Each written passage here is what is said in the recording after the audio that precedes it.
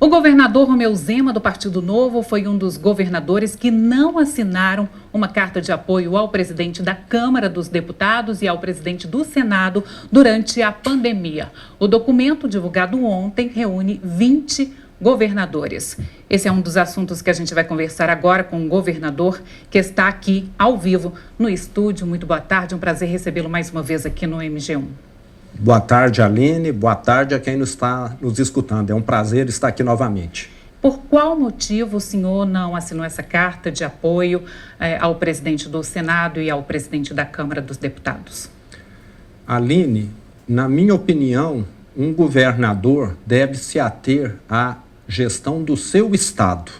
O que eu tenho dito sempre é o seguinte: eu já tenho tantos incêndios para apagar aqui em Minas Gerais, temos uma crise financeira descomunal aqui, e eu ficar entrando em assuntos que não dizem respeito ao nosso estado, na articulação presidente, Congresso, presidente, senador Rodrigo Maia, presidente, deputado Rodrigo Maia, aliás, e senador Davi Alcolumbre, não é mérito meu. Eles são adultos, eles são políticos experientes e com certeza vão dialogar e se acertar. E me parece que tem muitas pessoas querendo se aproveitar disso para palanque, que não é o meu caso.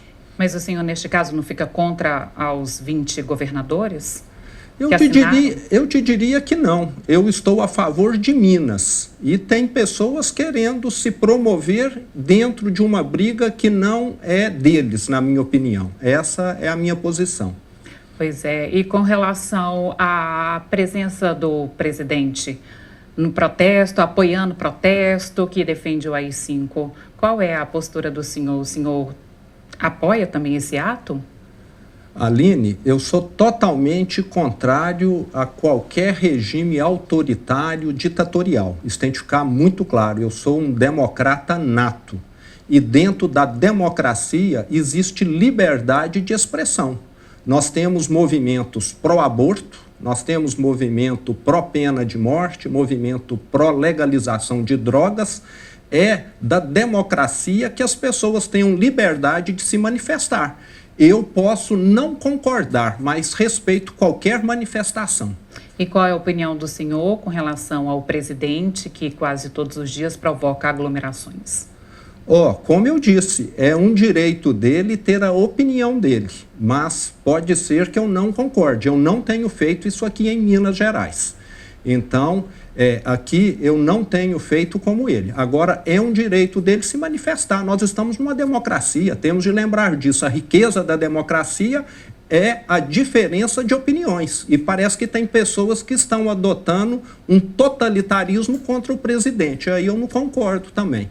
A gente sabe que o Estado vive uma situação financeira muito crítica. O senhor mesmo se reuniu com o presidente Jair Bolsonaro no último dia 9 para negociar compensações financeiras. Agora, é por causa disso que o senhor precisa desse apoio, que o senhor se esquiva das situações, né, que a gente está vivendo, por exemplo, o isolamento social, enfim? De forma alguma. Eu vejo que se eu estivesse seguindo o presidente totalmente, talvez nós não estaríamos aqui com o isolamento social. O que eu faço questão, Aline, é de não entrar em assuntos que não dizem respeito a mim.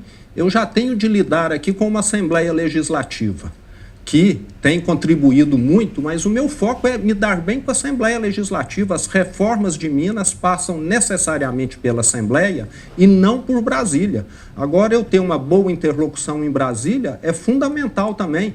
E o presidente, nós temos de lembrar, ele pode estar errando em algumas coisas, mas está acertando em outras. E eu aqui a mesma coisa, e tenho certeza que todos os governadores também. Se o presidente visitasse cada estado e fosse analisar o que cada governador está fazendo, com certeza ele ia encontrar questões que ele discordaria. Então eu vejo que está havendo, parece que um movimento exacerbado, desnecessário com relação a algumas falas, algumas questões do presidente. Outro dia eu até brinquei, se o presidente arrotar, vai virar motivo de alguém se manifestar. Nós deveríamos focar no nosso trabalho, isso é que é importante. E aqui em Minas eu vejo um clima saudável. Eu não tenho relacionamento ruim com os prefeitos. Nós temos prefeito de todos os partidos aqui em Minas. Eu me relaciono bem com todos. Por quê? Porque eles estão focados em administrar a cidade deles e não em ficar atacando aqui o governador. Falando especificamente do enfrentamento ao coronavírus aqui no estado, vai ter uma testagem em massa em Minas Gerais? Aline, por questões financeiras, infelizmente, nós não temos condição de adquirirmos aqui, tipo, 500 mil testes para fazermos uma testagem em massa. Mas estamos indo muito bem no combate ao coronavírus aqui. Não sei se é do seu conhecimento, nós temos hoje apenas 3% dos leitos de UTIs ocupados com portadores da Covid. E isso demonstra que nós temos feito a lição de casa. Minas Gerais está entre os 5 melhores estados do Brasil em questão de vítimas por milhão de habitantes e infectados por milhão de habitantes.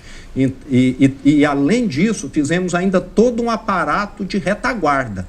Se nós tivermos uma deterioração nesse quadro, nós ainda estamos muito bem preparados. O senhor, então, reconhece que seria importante, necessário fazer uma testagem em massa, mas não tem condição, é isso? O Estado não tem condição de aplicar essa testagem assim? Exato, mas estamos indo muito bem. Se nós compararmos os dados de Minas com dados de outros estados, Minas está entre os primeiros. Pois é, mas há pouco a gente conversou, por exemplo, com um infectologista, que ele disse que isso não pode passar uma falsa impressão de segurança, uma sensação falsa de segurança, porque a gente sabe que estados vizinhos estão numa situação mais crítica, mas nós estamos nessa condição hoje, é reflexo de atitudes tomadas há um mês atrás, um mês, 3 semanas atrás. Então, se afrouxar agora um pouco, não é que a gente pode colher os frutos aumentando os casos, o número de casos, daqui 3 semanas, um mês?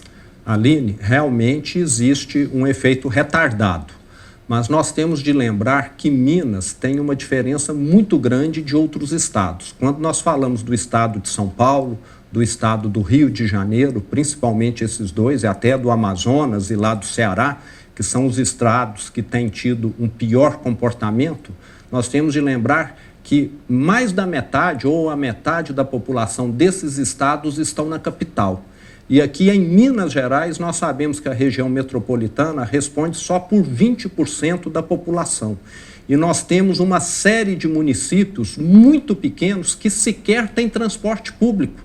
As pessoas sequer entram num ônibus para ir trabalhar ou para voltar para casa, porque são municípios muito pequenos, onde as pessoas vão a pé, de bicicleta, e na grande maioria desses municípios, nós não tivemos óbitos e nem casos do coronavírus.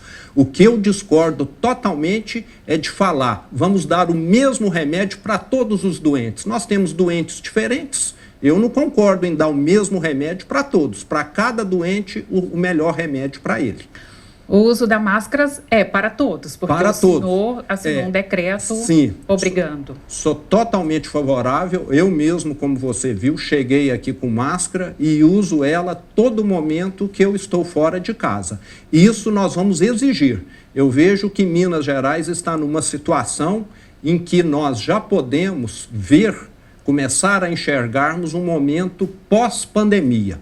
E estamos já preparando um protocolo exatamente para isso, para dar segurança aos prefeitos de que no momento de nós começarmos a fazer uma reativação criteriosa, segura da economia, eles possam dar os passos com mais consistência. Agora, há o decreto, então, obrigando o uso de máscaras aqui no estado de Minas Gerais, só que os infectologistas, eles dizem que é preciso uma ação, um conjunto de ações para o enfrentamento da Covid-19. Não é só o uso da máscara, é o isolamento social junto com a higienização das mãos. Sim, concordo. Vale lembrar, Aline, que aqui em Minas, como eu disse, nós temos 3% dos leitos de UTIs ocupados com pessoas vítimas da Covid. Esse número pode subir 10 vezes, 15 vezes, que nós ainda vamos ter leitos suficientes. Então, nós temos aqui um colchão de segurança muito grande e a nossa taxa de infectados, ela tem sido quase que uma horizontal. Ela está subindo pouquíssimo, o que é muito bom. Mas temos de lembrar que, se nós formos esperar todos, na velocidade em que estamos indo, passarem pelo vírus, nós devemos ficar 10 anos, 20 anos. Então, nós vamos ter de adotar medidas de segurança, sim, mas que possibilitem que alguns setores voltem a trabalhar. Por falar em leito, o senhor começou a montagem, né, de um hospital o hospital de campanha no Expo Minas. Esse hospital já ficou pronto, já está funcionando. Qual que é a quantidade de leitos lá? Nós fizemos 800 leitos e a semana passada já liberamos, está pronto para ser utilizado 270 desses leitos, 1/3. Os demais leitos essa semana ficam prontos. E eu espero que nós não precisemos utilizar. É um pneu de estepe que nós estamos levando durante a crise da pandemia. Caso venhamos a ter um número expressivo de infectados, toda a estrutura está pronta. E vale lembrar que no estado todo nós reativamos leitos e alas de hospitais que também estavam desativados para poder disponibilizar mais leitos. Então, esse trabalho não foi feito só na capital. Nós levamos ele para todo o estado, reativando mais leitos. E com isso, hoje, temos uma capacidade bastante ampliada no estado de Minas, pronto para o pior caso ele venha acontecer. O senhor disse que a testagem em massa ela não é possível, mas o estado ele vai distribuir máscara para policiais, por exemplo, para os profissionais de saúde. Não vai faltar máscara para essas pessoas que estão principalmente na linha de frente ao combate ao coronavírus? Sim, Aline, para quem trabalha no estado e está na linha de frente, nós vamos fornecer, é até uma obrigação, todo o equipamento necessário, incluindo aí as máscaras. E quando tiver alguma reativação da economia em alguns setores, o uso de máscara, como eu disse, vai ser obrigatório e talvez até alguns equipamentos adicionais de proteção, dependendo do trabalho. Eu já fui em supermercados aqui na região metropolitana de Belo Horizonte, onde a moça que estava no caixa, que eu fui pagar, tinha uma película de acrílico para que o cliente não tenha nenhum contato com ela, o que é muito bom. Então, todas essas medidas devem ser consideradas. Nós vamos viver num mundo diferente após a pandemia. Não quer dizer que nós vamos voltar a ter a vida normal, porque o vírus vai continuar aqui anos. Nós temos de ter essa visão. Não será meses, não. Serão anos em que nós ainda teremos a presença do vírus, a não ser que se disponibilize alguma vacina, o que eu não tenho visto. O senhor havia anunciado um estudo para o relaxamento do comércio aqui no estado. A gente já chegou até a falar sobre isso na época. Esse estudo foi feito, o que foi diagnosticado e o que vai ser feito a partir deste estudo? Aline, o que nós estamos fazendo a partir desse estudo é o protocolo que vai determinar as regras de segurança. Esse protocolo, de certa maneira, vai orientar os prefeitos. Vale lembrar que a decisão final de abrir ou de fechar é de cada prefeito. E o prefeito, através desse protocolo, ele vai saber que ele precisa ter X leitos disponíveis, que ele não pode ter mais do que X casos por 1.000 habitantes na cidade dele e que caso alguma área da economia venha a ser reativada, que deverá ainda tomar tais e tais precauções. Então é algo muito seguro, muito consistente, mas que vai possibilitar que algumas cidades voltem a ter alguma atividade econômica. E lembrando que em Minas, seria até uma boa pauta para a matéria, metade das cidades estão funcionando, nem que seja parcialmente. Boa parte delas o prefeito já autorizou, principalmente aquelas muito pequenas, porque ele viu que não havia risco naquele tipo de vida que as pessoas levam. Ali não tem linha de ônibus, não tem metrô, não tem grandes aglomerações. Cidades de 3.000, 4.000 habitantes, e nós temos centenas dessas cidades em Minas.